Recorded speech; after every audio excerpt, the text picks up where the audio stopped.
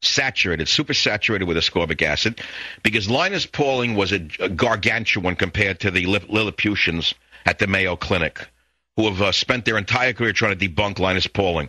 It seems that the only studies they want to do are to debunk Linus Pauling, to make a vitamin C doesn't work. The only thing that works is the quacks who killed Ernest Hemingway. I never forgave the Mayo Clinic because he was clinically depressed, Ernest Hemingway. If you studied him, which I did, because I revered him. He was like a hero of mine.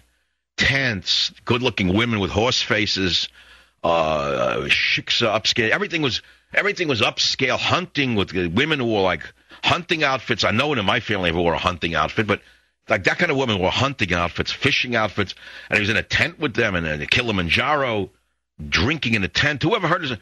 Then eventually, years later, he becomes depressed from the booze or whatever. So they try to take him for treatment. They take him to the Mayo Clinic. They give him electroshock therapy. He can't write anymore. His mind doesn't work. So the next time they take him for another electroshock treatment, he walks out of the clinic and tries to walk into the propeller of the private plane because he didn't want to live anymore because his mind didn't work. That to me was an example of what was wrong, everything wrong with the psychotherapeutic profession. You can't drug everything out of a person. So that may be why I'm angry. I don't know. That could, but it goes back to just stream of consciousness. Don't get excited. Don't try to make it all connect because it won't. I'm talking here. When I start to talk, I have a gift to connect things up that don't actually connect. But in a weird way, they could connect. If you actually drew a line through them, there's some connection that I can't figure out yet. You'll have to do it when Boswell comes along. Santa Fe, New Mexico. Brian, thanks for waiting. You're on the Savage Nation. Hey, Mike, how's it going? I'm an addicted liberal to your show, and I'm disgusted by the fact that your book's not only banned in Britain, but further disgusted that it's banned on Publishers Row. But I want you to know that adds to the intrigue of the book, and that's why you're getting so many orders on the Internet. Now, my question is this.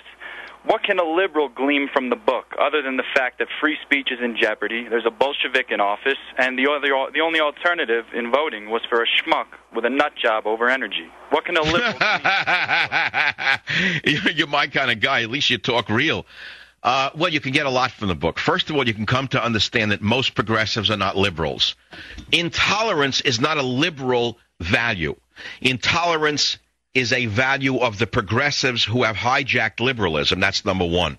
And that is why the progressives in England banned my book. It's a warning in a way. It's a kind of book that a liberal should buy. In fact, liberals should buy the book to say, look what happens when liberalism is hijacked. You know, like Islam, we know has been hijacked, let's say, by the Taliban, by radical Islamists, right? And they take a religion, they say, in the name of religion, I hereby declare you must follow my way or I'll kill you or cut your head off. It's the same with progressives hijacking liberalism. They steal liberalism and they say in the name of liberalism, you must think this way, you must think that way, you must say this, you must not say that. That is why my book was banned in Britain. You know what's going to be interesting, Brian, as a true liberal is this. I'm going to ask you a question because you seem to know what you're talking about. What if I get orders from England for this book? Will my book be banned in England? That's going to be interesting if that happens, wouldn't it? That would be very interesting. I'm sure you're going to. If I was in Britain and I had been a listener of your show, maybe in the States or in Britain prior to you being banned, I'd be furious right now. And now, you live in Santa Fe, which is like sort of Marin County, Austin, Texas. Everyone's a super lib, right? Yep, super. Super lib. And they all believe in global warming? They'll believe in global warming, the energy crisis. They believe in a lot of nonsense. Do they worship Gaia? I mean, I don't know, but they all have these friggin' license plates that say Obamanos. It makes me sick. Oh, so they've been Obatomized. They've all had an Obotomy. Yeah. All right, Brian, I'll tell you what I'm going to do. I haven't done it yet. I'm giving you a free copy of Psychological Nudity. In fact, because you're a liberal who wants to reach out across the aisle, I'm going to reserve a copy for free for Brian. Take his name, guys, and send it to my fulfillment house in Florida. One free copy of it's not Psychological Nudity. Banned in Britain. I'm sorry. He gets banned in Britain when it's published. That's so. Next case. Sherry in New York on WOR. Thanks for waiting. You're on the Savage Nation. Dr. Savage, I'm calling in tonight because you had said something earlier that really struck a chord with me. You mentioned about telling your stories and that people were probably hanging up by now and tuning out. And I wanted you to know that we're not hanging up and tuning out. We're turning the volume up on the radio so that we can hear you even more clearly. Last Thanksgiving, 2 days before Thanksgiving, I had an intentionally negligent landlord burn down my home. He murdered both of my dogs. I had one dog that was 16, and I had an 8-month-old beagle puppy. I knew logically that I should sue him, and I had legal ground. But when it came time to walk into that courtroom to face that monster, I had to gain strength somewhere. So I looked up to God, and I said, what would my father do? And then I smiled, and I said, what would Dr. Savage do? And I opened... Me? I don't want to tell you what I would have done because I'd be arrested for saying it. Well, you have no idea what it took to open that courtroom door and to walk in there and to face that monster and to tell him you're not going to... Oh, you did go in there. Oh, yes, sir, I did. I looked up to God and I said, what would my father do? All right, so you went in and you faced him. I hope the SOB got what he deserved. Well, I got a sizable settlement, and now we're going to the Attorney General in New Jersey, and we're hoping to have his license taken so that he'll never do this to anybody else again. What do you mean his license? He's a landlord with a license for what? A plumber. He was storing his explosive plumbing equipment right up against the place I lived in. My attorney sent a letter out. This guy, before I get into this case in any detail, because I wouldn't know if it's something I can comment on, are you saying this has been proven? That's why your house burned down? Did he intentionally burn your house down? He was storing explosives up against my bedroom wall. And when we went to court, the jury, the insurance company decided that they were going to give me an award rather than even bothering to take it to a jury because they'd get creamed. Okay, so in other words, there was clear negligence on the part of the landlord in the way he was storing the plumbing supplies.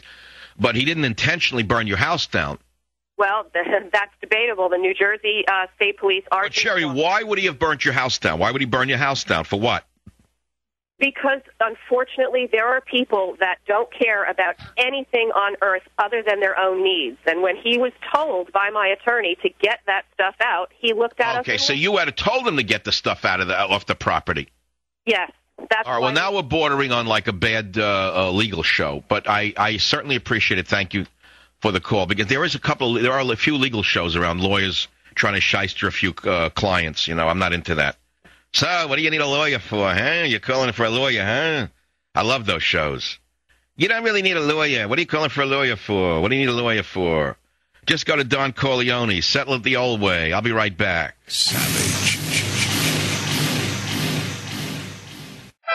Imagine discovering an opportunity that can completely rebuild your retirement fund by 40% over the next 2 years. Does it sound too good to be true? It's not if you take action today. Call my good friends, and I mean good friends, at Swiss America. Gold IRAs have averaged 20% per year growth since 2001. It's just common sense to roll over dead paper assets into gold, the best performing asset of the century. Then you can relax no matter what happens on Wall Street. Call now for a complete Gold 101 DVD and my free CD. Call toll-free 888-867-8965. That's 888-867-8965. For nearly a decade, I've told you to trust gold coins and Swiss America. Today, it's more urgent than ever. Get my CD, DVD, a new special report. Call toll-free 888-867-8965. That's 888-867-8965. Learn before you earn. Don't just imagine rebuilding your wealth. Do it now. Call 888-867-8965 today. No one else can say it that clear and that precise. And he has passion, of course. The Savage Nation. Weekday afternoons 3 to 7. Talk 910. KNEW. The holidays. 'Cause no matter how far away you roam, if you want. So here we are in the midst of a whole changing tide in the United States of America. And we know what the score is. You know, in other words, where I stand on everything. So why should I repeat it every day till I get my blood pressure through the ceiling? You know where I stand. So I'd rather I say, if you can't improve upon the silence of the desert, it's pointless to talk. So you can call me with questions and I'll give you the answers. That's all. New York, WOR. George, you're up on the Savage Nation. Topic, please.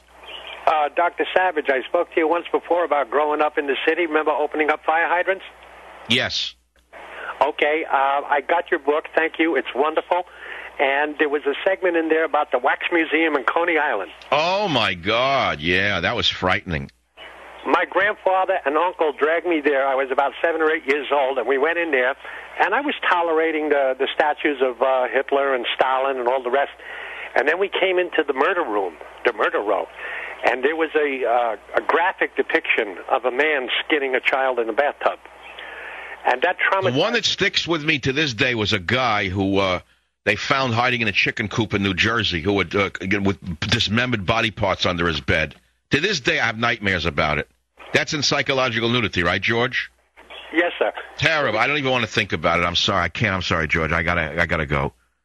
Because right now my honor has been dismembered by the British government, and I'm trying to put the body politic back together, which is why I wrote, Banned in Britain. And I do hope you'll understand how important it is for liberals, conservatives, and libertarians to have this book. This is a book about free speech. That's why you should buy it. Now let's go to the callers. Monterey, California. Jason, welcome to the Savage Nation. Hi, Mike. It's truly my honor to speak with you. Hey, I got a quick question that goes along your lipoprotein A numbers. Congratulations, by the way. But thanks. When I was stationed in Baltimore, or near Baltimore, there was a great place I used to get some good carbonara, and now we're here, and I can't find any really good carbonara. You're talking about spaghetti alla carbonara. Here's the thing. I don't eat that food because it's too rich in butter, cheese, and prosciutto.